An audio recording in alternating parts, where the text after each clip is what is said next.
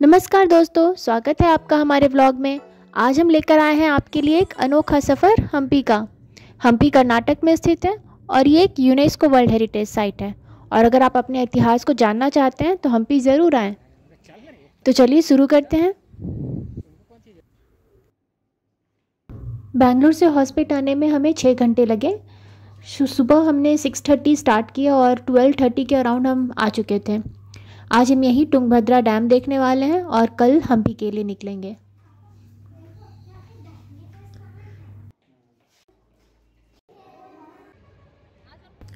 Dam बस hotel से निकलते ही हैं, तो हमें बस वॉक करके वहाँ तक जाना था।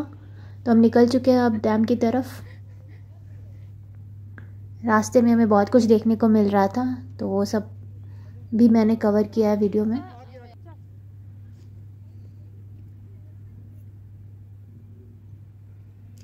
दूर से डैम दिख रहा है, वो वही डैम है। वहाँ पर जाना अलाउड नहीं था, तो हमने बस वहाँ से ही देखा। विज़िटर्स को बंद था वहाँ जाने को। हमने रिजर्वायर देखा और फिर बस वही वही था।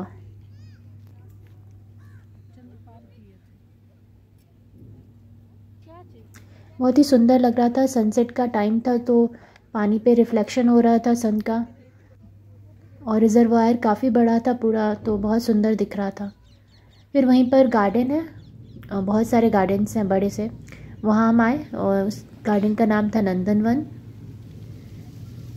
देखने में काफ़ी सुंदर लग रहा था। कुछ फ़ोटोज़ लेने के बाद हम एक्वेरियम देखने चले गए जो उसी गार्डन में था। काफ़ी सारी फिशेस थी अलग अलग छोटे छोटे एक्वेरियम में।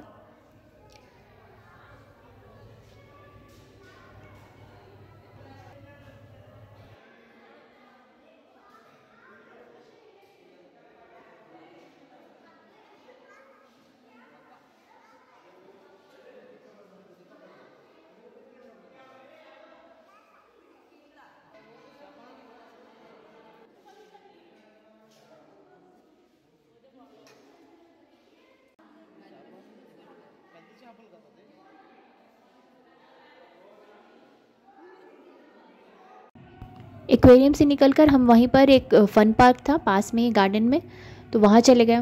बच्चों ने वहाँ थोड़ा राइड किया। उसके बाद फिर हम आगे बढ़ गए।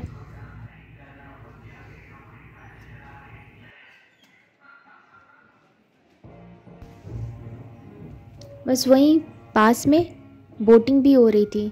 वो तो हमने किया नहीं, बस दूर से देखा, क्योंकि शाम हो चुकी थी, टाइम नहीं था बोटिंग करने का अब, और वापस होटल जाना था, थक भी गए थे।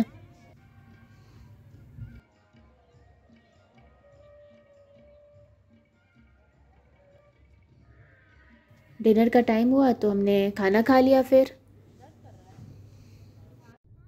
अब दूसरे दिन ब्रेकफास्ट के बाद हम निकल गए हम्पी के लिए। ये हम पहुंच चुके हैं विरूपाक्षा टेम्पल।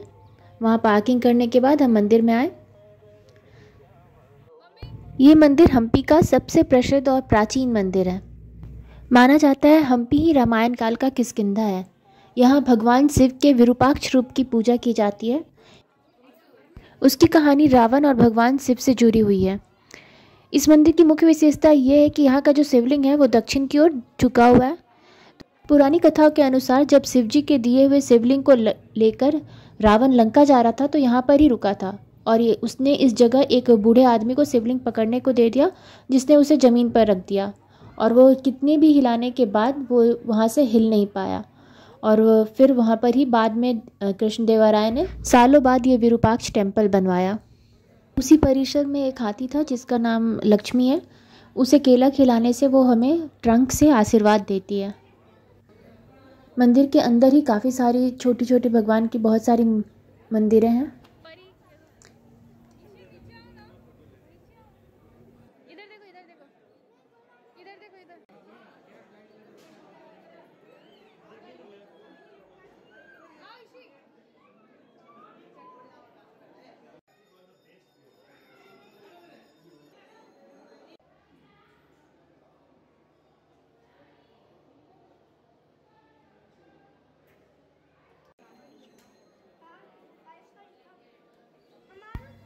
अब बस हम मंदिर से बाहर निकल रहे हैं। बाहर निकलते ही एक पॉन्ड है, वहाँ से निकलने के बाद हम एक दूसरी जगह आए, वहाँ पर बड़ा सा शिवलिंग था और वहीं पे पास में नरसिम्हा जी की एक बड़ी सी मूर्ति थी जो एक मोनोलिथिक स्टोन से बनी हुई है। इस मूर्ति की हाइट 6.7 मीटर्स है और इसमें नरसिम्हा जी का बिल्कुल उग्र रूप दिख रहा है। दोनों बिल्कुल पास में ही है, शिवलिंग और नरसिम्हा जी की मूर्ति। अब हम आ गए हैं क्वीन बाथ में। ये जहाँ पे सारी रानियाँ तब बाथ लेती थी, ये वही जगह है।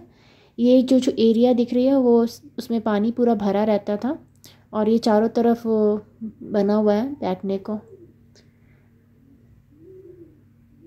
बाहर से इस बिल्डिंग की स्ट्रक्चर बहुत ही सिंपल है।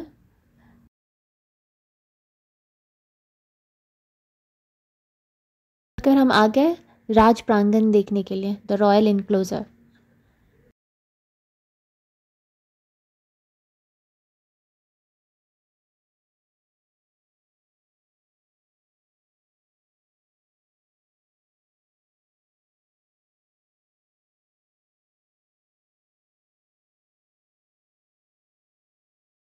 तो अंदर आते ही हमें सबसे पहले मिलता है ये महानवमी डिब्बा। ये एक सुंदर पत्थर का मंच है, इसे दशहरा डिब्बा भी कहा जाता है। ये विजयनगर काल के दौरान राजा कृष्णदेवराय ने अपनी जीत के उपलक्ष्य में बनाया था। यहाँ पे कई तरह के उत्सव और सांस्कृतिक कार्यक्रम तब आयोजित होते थे और उसमें मेन उनका होता था दशहरा का, जो सितंबर से अक्टूबर के बीच में वो मनाते थे ये त्यौहार तब।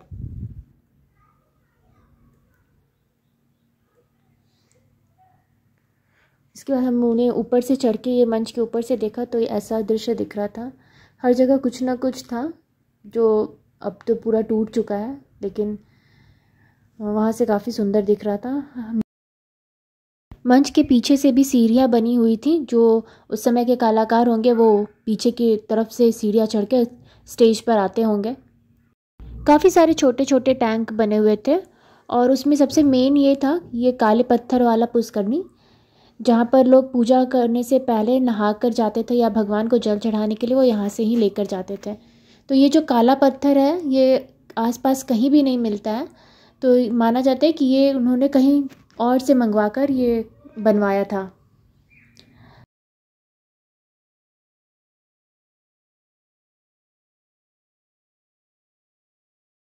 इतनी घूमने के बाद थोड़ा रिफ़्रेश हुए, बच्चों ने भी कुछ खा लिया। उसके बाद फिर हम आगे बढ़ गए कुछ और देखने के लिए।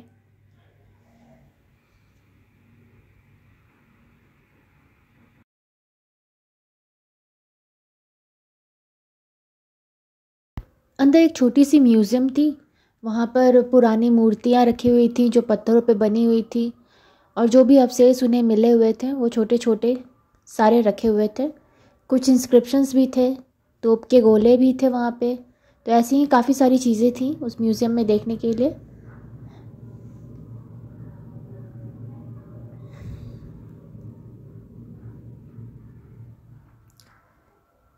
सारे गॉड एंड गॉडेस की मूर्तियाँ हैं तब की बनी हुई। कुछ बर्तन थे, कुछ पूजा के बर्तन थे।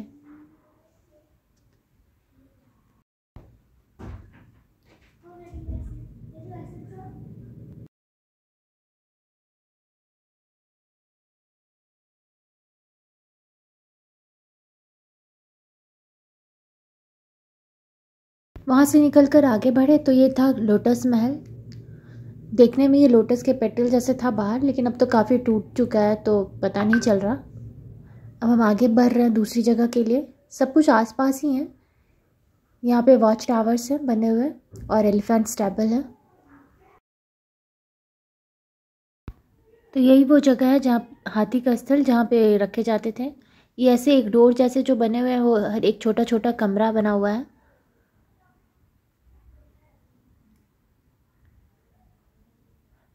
अंदर जाने के बाद वो कुछ ऐसा दिखाई देता है। एक डोर के लिए एक कमरा।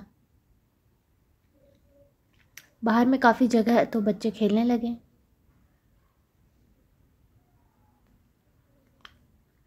फिर वहाँ से निकलने के बाद हम आ गए ये मंदिर देखने के लिए जो टूटी हुई थी। पूजा नहीं होता यहाँ पे। यहाँ पे हनुमान जी की एक मूर्ति रखी हुई है और कुछ इंस्क्रिप्शंस लिखे हुए थे।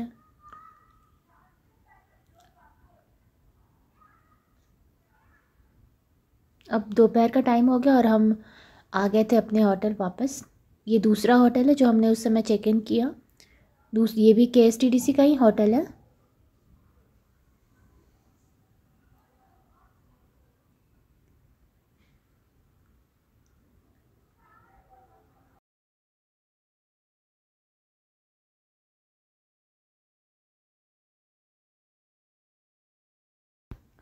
होटल से फ्रेश होकर और लंच करने के बाद हम निकल चुके थे अब विजय विठला टेम्पल देखने के लिए। एंट्री करने के बाद मंदिर तक जाने के लिए 800 मीटर तक चल के जाना होता है, या फिर इलेक्ट्रिक कार भी होते हैं, वो भी लेकर जाते हैं वहाँ तक। लेकिन बीच बीच में देखने के लिए कुछ कुछ चीज़ें हैं, वो चल के जाने में ही अच्छा लगता है वो देखते हुए। तो ये एक पुष्करणी है जो अभी तो सूखी हुई है, यहाँ पर ही लोग नहाकर उसके बाद मंदिर में दर्शन करने के लिए जाते थे। विजय विठल मंदिर भगवान विठल को समर्पित है। विष्णु भगवान को ही विठल कहा जाता है। ये हम आ गए हैं उसके द्वार पे। ये मंदिर का दृश्य अंदर का। अंदर घुसने के बाद ये कुछ ऐसा दिखाई देता है। यहाँ कई सारे मंडप बने हुए हैं जहाँ पे अलग अलग सांस्कृतिक कार्यक्रम हुआ करते थे। और इसके पास यहाँ पर जो स्तंभ दिख रहे हैं, टोटल 56 स्तंभ हैं ये, जो कि सारे म्यूजिकल हैं। इन्हें थपथपाने पे संगीत सुनाई देती है। विठल मंदिर का निर्माण 15वीं शताब्दी में किया गया था। विजयनगर साम्राज्य के देवराज द्वितीय ने करवाया था। यही कारण है कि मंदिर को विजय विठल मंदिर के नाम से जाना जाता है। इस मंदिर में जितने भी सारे जगह पे, सारे स्तंभ पर रामायण की पूरी जो सबसे महत्वपूर्ण चीज़ है विजय विठल मंदिर में, वो ये है स्टोन चैरियट, जो 50 रुपए के नोट पे दिखाई देता है हमें। इसके साथ हमारा दूसरे दिन का सफ़र ख़त्म हुआ और हम अगली सुबह निकल गए हनुमान जी के बर्थ प्लेस अंजनाद्री हिल पे। पुरानी कथाओं के अनुसार उनका जन्म अंजना से हुआ था। इस प्रकार हनुमान जी को अंजनेय और उनके जन्म स्थान को अंजेंद्री के नाम से भी जाना जाता है। आप इस पहाड़ को दूर से आसानी से देख सकते हैं क्योंकि पहाड़ की चोटी पर स्थित मंदिर को सफ़ेदी से रंगा गया है और ऊपर तक जाने का जो रास्ता है वो टेढ़ी मेढ़ी सीढ़ियों से है। इसमें ऊपर जाने के लिए टोटल 575 स्टेप्स हैं। ऊपर पहुंचकर ऐसा ही सुंदर सा दृश्य दिखता है। हम सुबह सुबह गए थे तो हमें सनराइज़ दिखा था। जब तक कि हम ऊपर पहुंचे सनराइज़ हो चुका था, पर फिर भी बहुत सुंदर दिख रहा था। यहाँ से हम्पी का पूरा शहर दिखाई देता है। यहाँ मंदिर में भगवान जी की, हनुमान जी की मूर्ति पत्थर पर बनाई गई है और राम और सीता जी की भी मूर्ति है, माँ अंजना की भी मूर्ति है अंदर। ऊपर चढ़ने के लिए आप अपने साथ पानी की बोतल या कुछ और लेकर आ सकते हैं क्योंकि रास्ते में कुछ भी नहीं है। सीढ़ी के चढ़ने के समय या ऊपर में भी आपको कुछ नहीं मिलेगा, तो पीने के लिए पानी तो अपना लेकर ही आएँ। यहाँ पर नारियल का प्रसाद चढ़ाया जाता है। मंदिर के अंदर राम सेतु बनने वाला पत्थर भी है जो पानी में तैर रहा है। यहाँ से निकलने के बाद हम होटल आ गए और ब्रेकफास्ट किया, चेकआउट किया और बगल में ही म्यूज़ियम था तो वहाँ चले गए। ये म्यूज़ियम हमारा लास्ट डेस्टिनेशन था। इसके बाद बैंगलोर के लिए निकल गए और इसके साथ ही हमारा हम्पी का ये सुंदर सफ़र समाप्त हुआ। अगर आपको मेरा ये व्लॉग अच्छा लगे तो please like, share and subscribe करें। Thank you.